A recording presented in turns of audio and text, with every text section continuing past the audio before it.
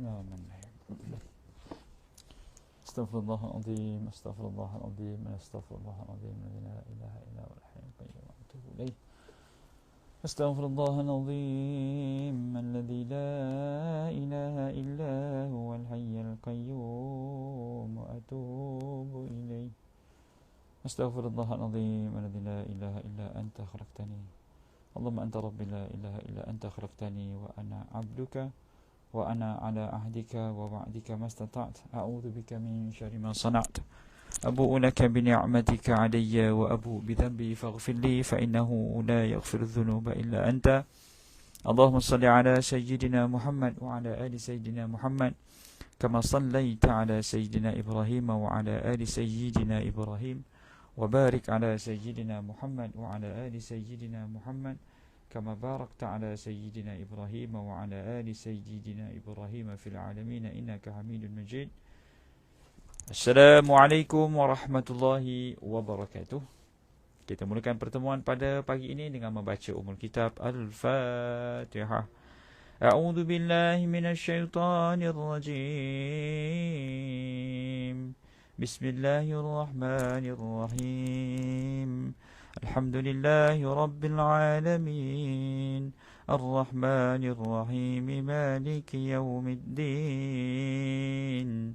Iyyaka na'budu wa iyyaka nasta'in Ihdinas siratal mustaqim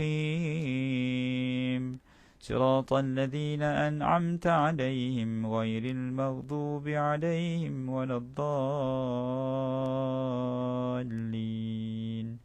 Amin. Innal hamdalillah nahmaduhu wa nasta'inuhu wa nastahdihi wa nastaghfiruh wa na'udzu billahi min shururi anfusina wa min sayyiati a'malina man yahdihillahu fala mudilla lahu wa man yudlil fala hadiya lahu. Asyhadu an la ilaha illallah wahdahu la syarika lah wa asyhadu anna sayyidana Muhammadan 'abduhu wa rasuluh. Subhanaka la ilma lana illa ma 'allamtana innaka antal alimul hakim. Qala rabbi shrah li sadri wa yassir li amri wahlul 'uqdatan min lisani yafqahu qawli. Amma ba'du. Sedang penonton, tuan-tuan puan-puan, muslimin muslimat yang dirahmati Allah Subhanahu wa taala, bersyukur kita kepada Allah Subhanahu wa taala kerana diberikan peluang dan ruang untuk bertemu sekali lagi pada kuliah subuh online berkitab di Surau An-Nur Fasa 3A Bandar Seremban Selatan. Mudah-mudahan Allah Subhanahu wa taala merahmati, memberkati insya-Allah. Hari ini 8 Januari 2023 bersamaan dengan 20 Jamadil Akhir 1444 Hijrah, iaitu lebih kurang 64 hari sahaja lagi kita akan menuju ke bulan Ramadan Al-Mubarak. Maka ayuh tuan-tuan perempuan, kita tingkatkan nilai ibadah, tingkatkan kualiti ibadah dan juga kuantitinya. Kerana apa? Kerana setiap ibadah yang kita lakukan ada nilai-nilai, ada pahala-pahala yang berbeza-beza bergantung cara pelaksanaan dan penghayatan kepada ibadah itu. Sebagai contoh, solat. Dua orang yang solat tetapi membawa pahala yang berbeza. Bagaimana? Seorang solat mungkin dia tak faham dan tak khusyuk.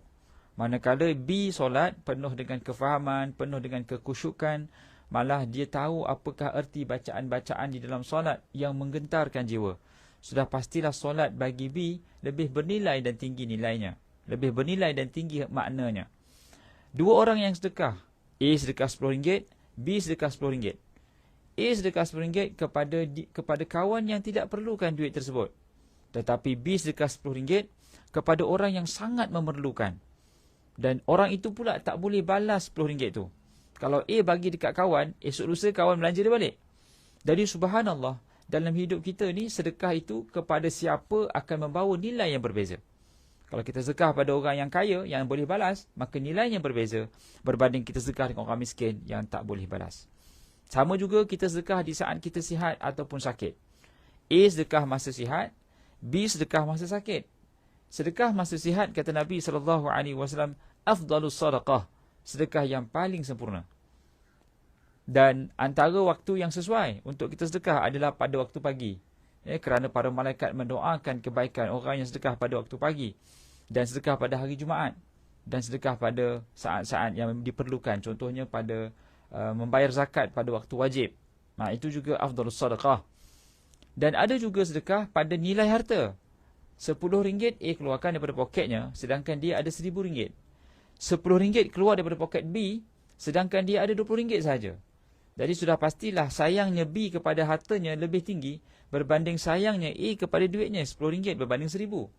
Jadi di manakah nilai yang lebih tinggi? Sudah pastilah nilai mujahadah pada B.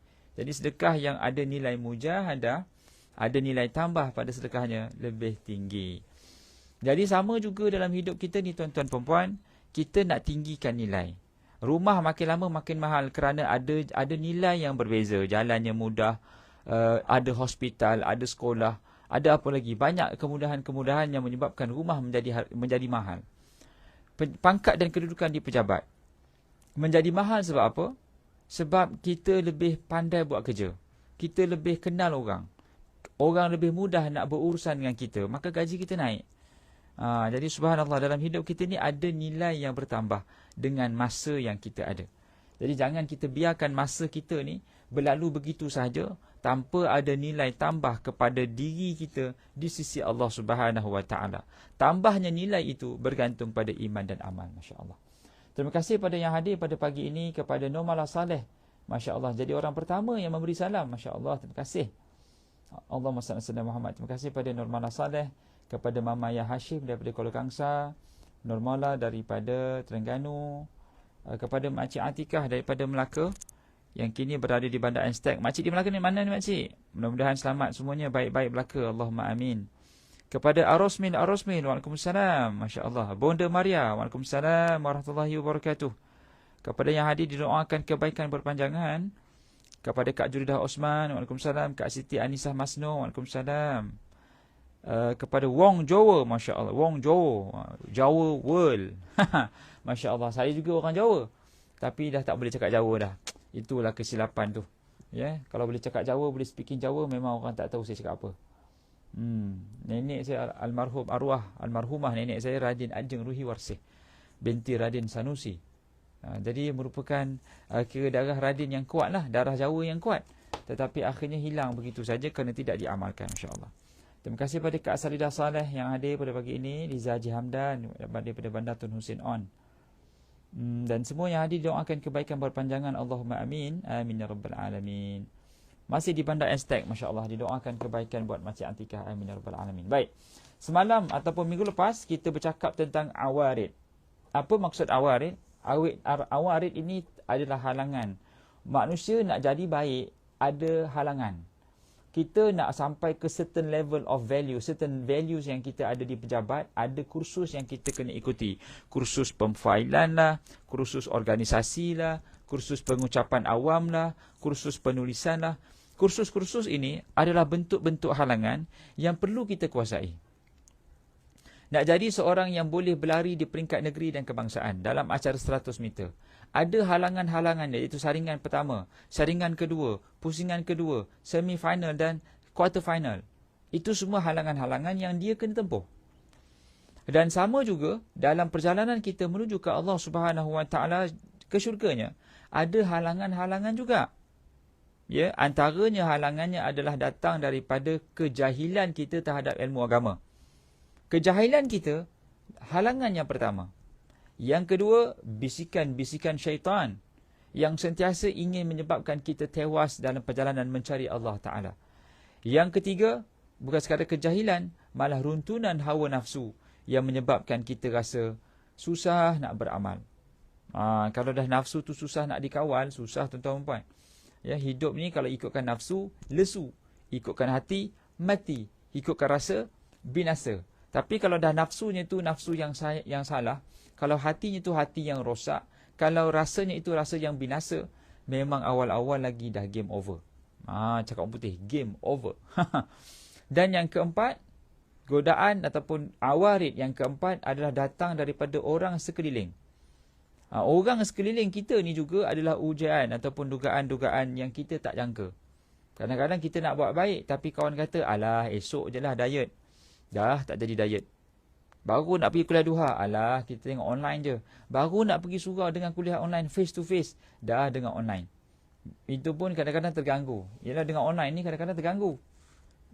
Tiba-tiba je ada je benda kan. Kalau kita dah di surau masjid tu memang fokus. Jadi subhanallah, banyak benda yang kita boleh buat, ada penambahbaikan. Dan hari tu juga, minggu lepas juga kita bercakap tentang konsep tawakal.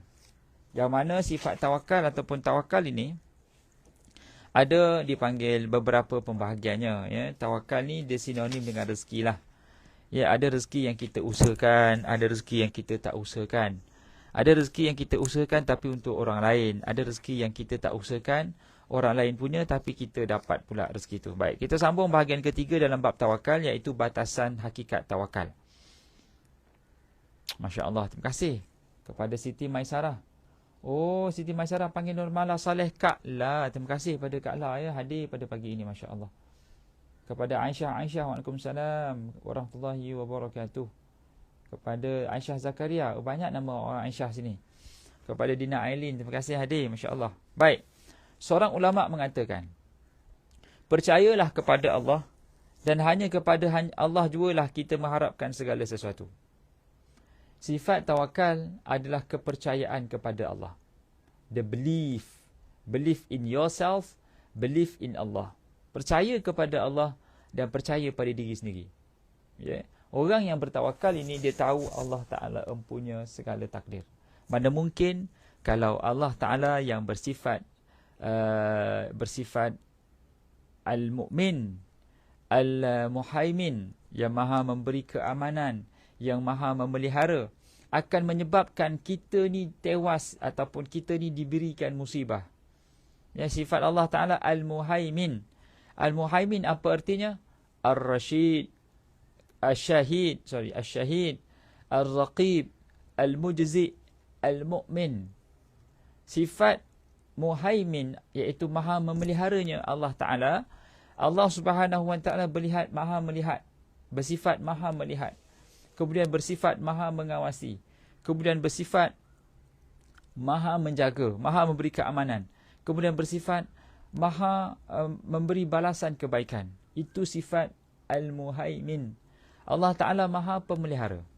Kalau Allah Ta'ala memiliki sifat maha pemelihara dan ada sifat mukmin pula yang memberi keamanan, wa amanahum min khauf, lalu Allah datangkan ujian, maka ujian itu bukanlah bersifat memudaratkan, tidak.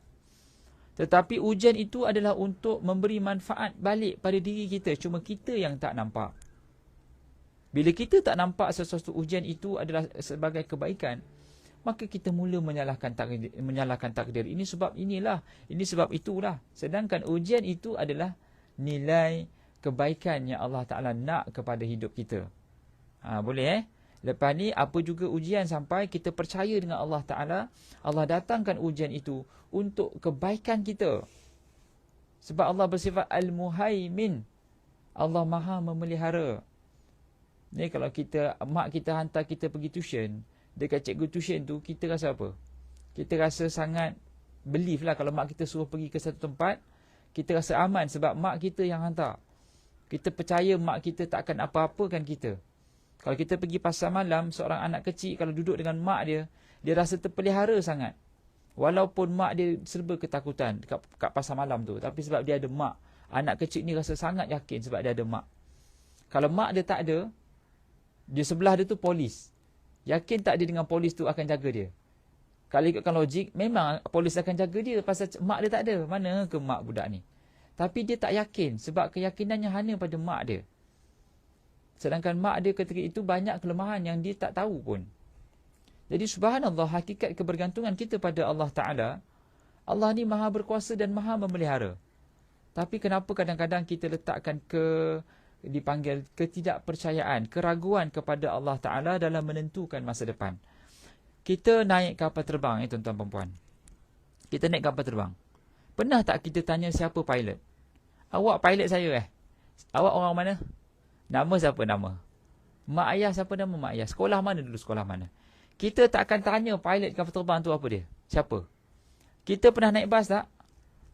Pernah tak kita tanya apa konduktor bas tu, siapa dia? Awak ni saya tengok tadi makan tak tengah hari? Awak tak makan tu lah mengantuk. Kita tak akan cakap macam tu. Naik bas terus sound driver bas. Memang pisang lah.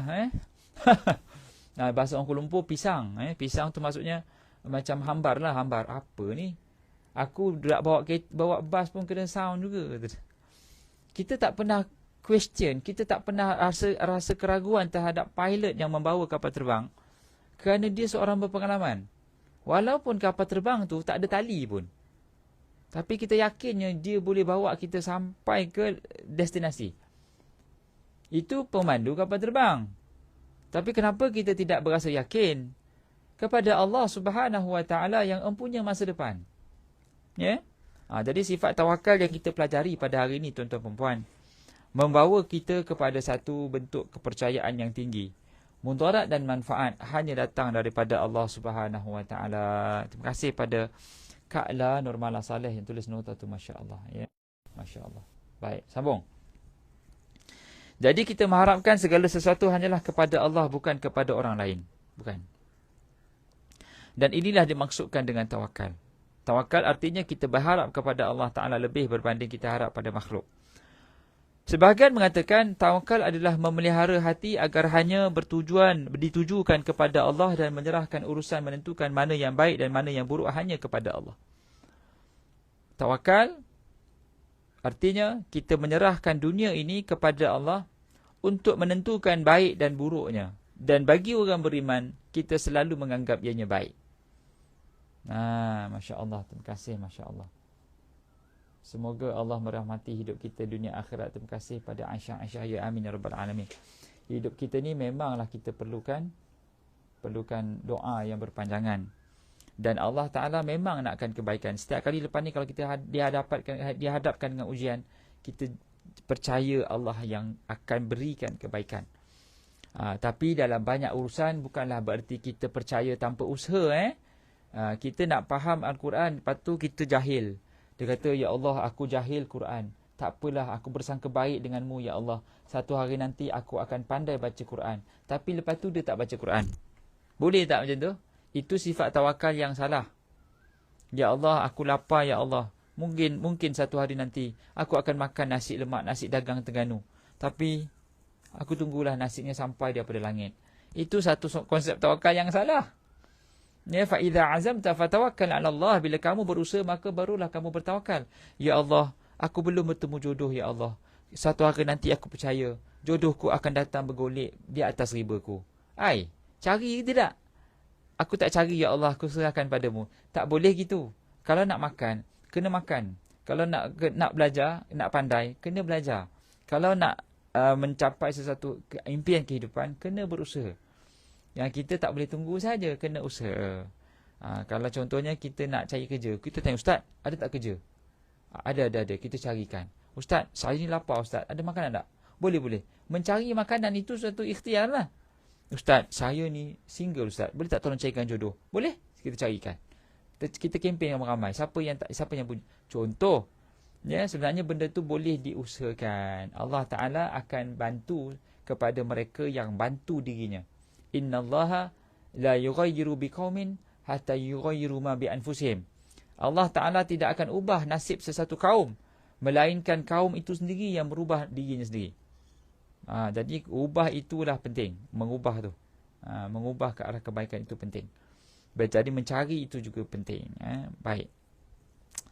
Allahumma salli ala Sayyidina Muhammad wa ala alihi wa sahbihi baraka wasallam. Kepada Puan Asmah Makdan, Masya Allah. Asimah Makdali Fazlina Sa'ad, Waalaikumsalam, Masya Allah. Baik, kita sambung. Abu Umar berkata, tawakal adalah meninggalkan sifat bergantung kepada selain Allah. Jelas. Sebahagian ulama' mengatakan kebergantungan kita kepada Allah mesti solid dan tidak terganggu dengan kebergantungan kita pada makhluk. Guru kita, antara yang disebut oleh pengarang kitab, antara kata-kata ulama', tawakal dan ta'alluq adalah dua sifat hati. Tawakal dan ta'alluq. Tawakal itu berserah. Sebahagiannya dipanggil tawakul. Ya, ada orang kata, Ustaz, apa beza tawakal dengan tawakul? Asalnya tawakul lah, bukan tawakal. Tawakal tu bahasa Melayu. Ya. Wa ma yatawakkal 'ala Allah. Itu bahasanya yatawakkal, tawakal. Tetapi kalau dalam kata kerjanya, masdar kepada tawakkala dipanggil tawakkulan. Tawakkala yatawakkalu tawakkul. Tafa'ala yatafa'alu tafa'ul. Takafala yatakafalu, takaful. Jadi kita ambil produk takaful tu, asalnya tawakul, takaful. Itu asas kepada lafaz takafala, tafa'ala. Baik, wazan dia. Jadi sifat tawakul, tawakal dan ta'alluq, ta'allaqa yata'allaqu ta'alluqan. Ta'alluq tu maksudnya alaqa ni gantung. Mu'allakun fil masajid. Kata Nabi SAW, sab'atun yadhilluhumullah yawma la dhilla illa dhilluh. 7 golongan manusia yang mendapat naungan di padang mahsyar. Salah satunya adalah rajulun, pemuda yang hatinya mu'allakun fil masjid. Hatinya terpaut di masjid. Begitu. Jadi ta'alluq artinya terpaut. Orang yang tawakal dan terpaut hatinya hatinya terpaut. Kepada apa? Kepada Allah Subhanahu Wa Taala. Ta'alluq pula sebaliknya iaitu datangnya segala sesuatu bukan daripada begini cara syarahan dia. Tawakal dan ta'alluq adalah dua sifat hati. Berarti tawakal adalah lawan bagi ta'alluq. Itu cara syarah dia. Tawakal berarti kesedaran hati terhadap hidup dan kekuatan badan hanyalah kerana Allah. Sedangkan ta'alluq pula sebaliknya iaitu datangnya segala sesuatu bukan daripada Allah. Gitu. Maksudnya ta'alluq ini dia menyandarkan kepada makhluk. Dia kaitkan hidupnya ini, hidupnya, bahagianya, kayanya adalah kerana makhluk yang tentukan. Saya jadi jutawan Ustaz berdasarkan kepandaian saya mentadbir perniagaan. Saya dapat bebas hutang ni Ustaz, financial freedom, it is because of my intelligence. Cakap gitu. My future is in my hand. I control my future. Kata, I control my future. Ini kata-kata yang sangat bahaya. Kerana apa? Kerana dia menafikan Allah dan mengisbatkan makhluk dalam menentukan masa depan. Jawapannya haram. Tak boleh. Masa depan ini urusan Allah Ta'ala.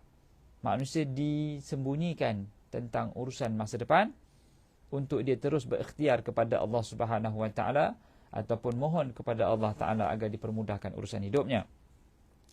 Oleh kerana itu, istilah mempercayai diri tidak dapat diartikan sebagai tawakal kerana istilah tawakal hanya diuntukkan kepada Allah. Menyandarkan tawakal kepada diri sendiri mendatangkan mudarat yang besar dan sangat membahayakan mental kerana jika ternyata gagal mungkin dia akan membunuh diri sebabkan tidak percaya pada dirinya lagi. Apakah sebabnya kes bunuh diri berlaku? Di barat sebagai contoh, di Sweden, di Denmark, walaupun mereka telah mencapai kemajuan duniawi yang luar biasa. Di Denmark tuan-tuan, orang tak kerja pun dapat duit. Macam kita kan dapat bantuan basah kan, BSH. Di New Zealand, di Australia, di UK, di Denmark, di Sweden, mereka tak kerja pun dapat payment. Tapi kadar kematian bunuh diri sangat tinggi. Walaupun mereka dah mencapai kemajuan duniawi. Kalau kita tengok artis di barat sebagai contoh, kaya tapi akhirnya mati bunuh diri. Kalau kita tengok orang yang berjaya, CEO of the company, hebat, kaya, sekali business down, terus bunuh diri. Bunuh diri ini kenapa tuan-tuan dan puan? Kerana dia sandarkan kejayaan hidupnya hanya pada diri dia. Dia tidak meletakkan Allah yang menentukan kejayaan dia pada hari itu. Bagi orang beriman, tidak. Susah ke, senang ke, semuanya Allah yang tentukan. Dan rezeki kita berbeza-beza, tak sama. Kita diajar daripada kecil, rezeki kita tak sama. Sebab perhitungan kita di padang mahsyar tak sama. Dan Allah Ta'ala bagi kita berdasarkan apa yang kita perlukan, bukan apa yang kita hendak. Kalau kita nak semua kita dapat, nescaya susahlah. Dunia ni tak ada orang miskin. Allah jadikan orang miskin untuk kita beri dan sedekah pada orang yang miskin. Supaya orang kaya sedekah. Dan kita tak minta kita jadi miskin. Tapi Allah hadirkan orang miskin dalam kehidupan kita untuk orang kaya membantu. Sampaikan ada orang miskin jadi kaya-raya pula dengan bantuan. Kan? Itulah rezeki. Memberi makanan pada orang miskin. Orang miskin dapat makanan. Itulah rezekinya. Kita tak ada duit tapi kuat makan. Kita tak ada duit nak beli ubat tapi kita sihat. Kita tak ada pekerjaan tapi banyak masa boleh dekat masjid. Itu semua rezeki yang berbeza daripada setiap individu, perspektif individu. Jangan kita nampak rezeki ni duit saja. Jangan. Please no. Duit bukanlah segala-galanya. Ya, sebab duit tak boleh beli nikmat tidur. Duit tak boleh beli nikmat makan.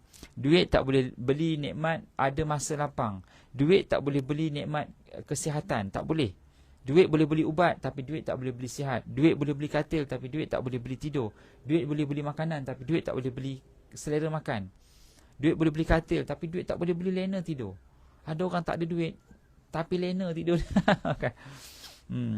Baik, sambung dan terakhir insya-Allah. Oleh kerana itu, istilah percaya diri kena hati-hati. Oleh yang demikian, untuk mendidik jiwa, janganlah kita bersandar kepada pemikiran barat yang hanya melihat kepada rasional atau logik semata-mata, kerana kita mempunyai dasar yang kita tersendiri. Bukan logik. Berjayanya saya kerana logiknya saya pandai. No. Kita pandai dan Allah izinkan. Kepandaian itu pun atas izinan Allah Ta'ala juga. Ya, kita bahagia kerana Allah izinkan kita bahagia. Ya, kita mencari kebahagiaan. Tapi kalau Allah izinkan, maka dapatlah walaupun kita tidak mencari. Tetapi kalau Allah tak izinkan, maka kita cari sejauh mana pun bahagia itu tidak akan hadir. Ada orang cuba cari bahagia di luar rumah. Ada orang cuba cari bahagia di tempat yang tinggi. Ada cuba cari bahagia pergi ke dalam hutan melihat alam ciptaan Tuhan. Tetapi sebenarnya bahagia itu datang daripada dalam hati. Manusia yang bahagia ni, dia tak perlukan eksternal. Dia boleh bahagia by itself sebab Allah tentukan dia bahagia. Dia nampak dekatnya dia dengan Allah Ta'ala. Maka itulah sumber kebahagiaan. Kerana apa? Kerana dia mendekatkan diri kepada Allah, sumber kebahagiaan. Orang yang kuat bukan sebab dia kena keluar keluar. Orang yang kuat ni sebab dia tahu dia dekat dengan sumber kekuatan, iaitu Allah Subhanahu Wa Ta'ala. Jadi kepercayaannya kepada Allah Ta'ala yang Allah Maha Kuat, dia akan dapat kekuatan. Dia boleh jadi orang yang luar biasa dalam apa juga bidang kehidupan. Masya Allah. Baik. Menurut Imam Ghazali. Ya, betul kepada Kak Lin Mazlin. Bahagia itu datang daripada hati. Kalau hati itu bahagia, dalam apa juga situasi dia akan bahagia. Tapi kalau hati itu sengsara, di dalam istana pun dia akan sengsara. Jadi bukan luar yang kita fokuskan, adalah kebahagiaan dalaman itu yang penting. Bahagia dalaman ini kerana dia berdampingan dengan Allah Subhanahu Wa Ta'ala. Imam Al-Ghazali menyebut semua pendapat itu menurut pandanganku kembali kepada satu asas yang utama, iaitu segala kekuatan dan keperluan bagi kita semua adalah daripada Allah Azza wa Jalla dan bukan dari selain Allah, kerana Allah Ta'ala Maha berkehendak. Al-iradah, muridan. Jika Allah mengkehendaki sesuatu melalui satu sebab, maka Allah Ta'ala akan menjadikan sebab itu. Tetapi jika Allah tidak mengkehendaki melalui sebab, maka cukup dengan kudratnya. Jika seseorang telah menyedari akan perkara itu dan menyandarkan segalanya hanya kepada Allah, serta memutuskan harapannya kepada yang lain, ini berarti dia telah benar-benar bertawakal kepada Allah. Itulah batasan dan hakikat tawakal. Habis. Maka tuan-tuan dan puan, kita telah pun tamat pada bahagian ketiga, iaitu hakikat tawakal. InsyaAllah esok kita akan sambung, ataupun minggu depan kita sambung benteng pula dah. Itu cakap orang Terengganu. Benteng tawakal. Apakah dia benteng tawakal? Benteng. Bukan benteng. Benteng. Ataupun obstacles, halangan-halangan sifat tawakal dalam hidup kita insyaAllah. Jangan lupa bersama dengan saya Ustaz Sabran Jamil bin Abdul Razak pada setiap hari Rabu di Surau Fasa An-Nur 3A Bandar Seremban Selatan pada minggu hadapan selepas Hari Raya Cina tak? Benteng insyaAllah, iaitu benteng sifat tawakal. Apa yang baik itu daripada Allah Ta'ala, yang kurang itu kelemahan di saya. Mohon maaf di atas kekurangan. Terima kasih di atas perhatian. Mudah-mudahan Allah Subhanahu Wa Ta'ala terus berikan kekuatan pada kita semua. Jangan lupa tolong sama-sama saya dan surau kita memenuhkan tabung dana pembangunan surau, dan sumbangan itu boleh disalurkan ke 0501 2010 053038, iaitu Bank Islam Dana Pembangunan Aktiviti Surau An-Nur Fasa 3A Seremban Selatan. Aku lumadha tasma'un, aku qawli hadha wa astaghfirullahal azim li wa lakum wa li jami'il muslimin wal muslimat fastaghfiruh wa billahi taufiqul hidayah. Assalamualaikum warahmatullahi wabarakatuh. A'udzu billahi minasy syaithanir rajim. Bismillahirrahmanirrahim. Alhamdulillahi rabbil alamin. Wassalatu wassalamu ala ashrafil anbiya'i wal mursalin سيدنا محمد وعلى آله وصحبه أجمعين. اللهم ya Allah, ya Tuhan kami, ya Rahman, ya Rahim, ampunkan segala dosa kami, dosa kedua ibu dan bapa kami, dosa guru-guru kami, dosa datuk nenek moyang kami, dan dosa seluruh umat Islam yang masih hidup ataupun yang telah mati. Allahumma ya Allah, ya Tuhan kami, ya Rahman, ya Rahim, seperti mana Kau himpunkan kami pada pagi ini, ya Allah, maka apalah kiranya, ya Allah, Kau himpunkan kami di syurga bersama dengan orang yang kami kasihi. Rabbana atina fid dunya hasanah wa fil akhirati hasanatan wa qina adzaban nar. Wa sallallahu ala sayyidina Muhammad wa ala alihi wa sahbihi ajma'in. Walhamdulillahi rabbil alamin. Tangguh pertemuan dengan tasbih kafarah dan suratul Asr. Subhanakallahumma bihamdika asyhadu an la ilaha illa anta astaghfiruka wa atubu ilaik. Bismillahirrahmanirrahim. Wal 'asri innal insana lafi khusr illa alladhina amanu wa 'amilus shalihat wa tawassaw bil haqqi wa tawassaw bis sabr. Assalamualaikum warahmatullahi wabarakatuh. Terima kasih semua. Jumpa minggu depan insya-Allah.